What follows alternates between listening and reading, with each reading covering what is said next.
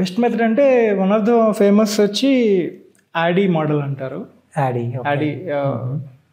So ADDIE model step by step process, analyse, develop, design, implement, evaluate అనుకుంటాను. Okay, 4 format. So ఆ process జనరల్గా అన్నిటికీ work అవుతుంది.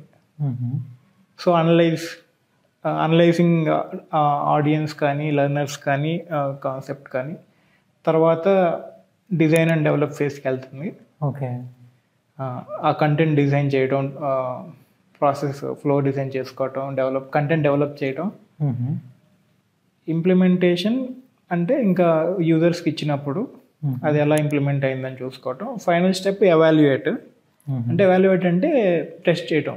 Either స్టూడెంట్ని క్వశ్చన్స్ ద్వారా టెస్ట్ చేయొచ్చు, లేదా